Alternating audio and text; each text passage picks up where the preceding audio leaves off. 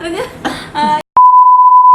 loves! Welcome to my channel. My name is Gracey Papio, and today's video will be featuring my tita. We're gonna be doing the mother of the bride in my bridal series. Ano masasabi mo sa makeup mo ta? Ganda. Wala siyang choice. If you want to know how I did this look, please keep on watching. I already did the brows off camera using the Wet n Wild Ultimate Brow Kit in ash brown. I was curious how the Iwhite facial cream would look on her, pero instant regret dahil it made her really white, like ghostly white. I then applied e.l.f. Illuminating Eye Cream to help hydrate her skin around the eye area.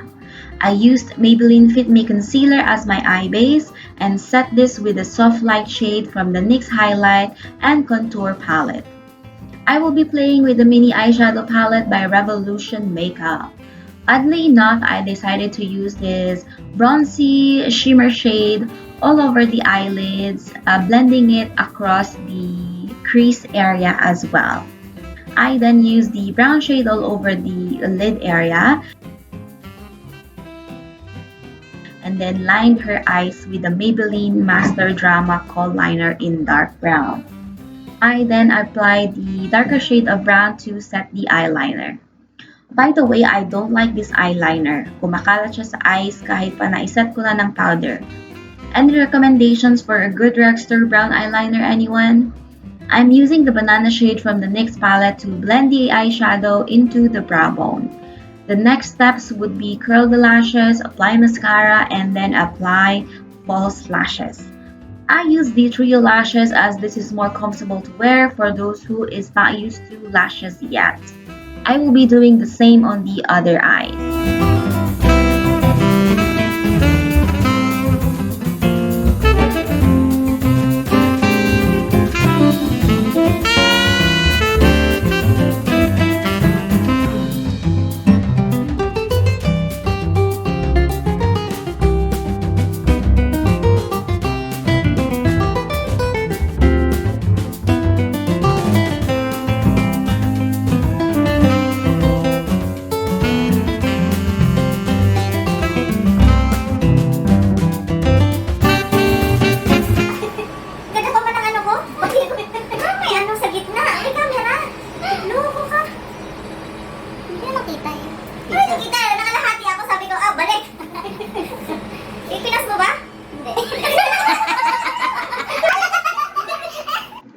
I tried to use as much drugstore products in this video, but this is where I will fail. I don't have any drugstore foundation that matches her skin tone, so I'm using my RCMA Shinto palette mixed with the Color Process Foundation Thinner. I'm spreading this all over the skin using the Real Techniques contour brush.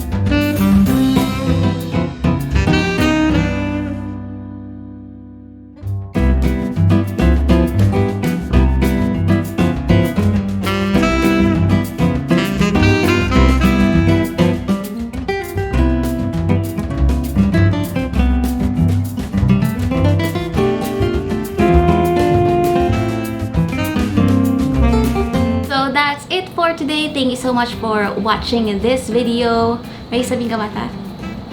Salamat sa makeup mo. So, ako lang po yung haggard sa video na to. Thank you again so much for watching. Please stay tuned. And if you haven't subscribed already, please consider subscribing by clicking the subscribe button down below. Till next time. See you again. Bye! Bye!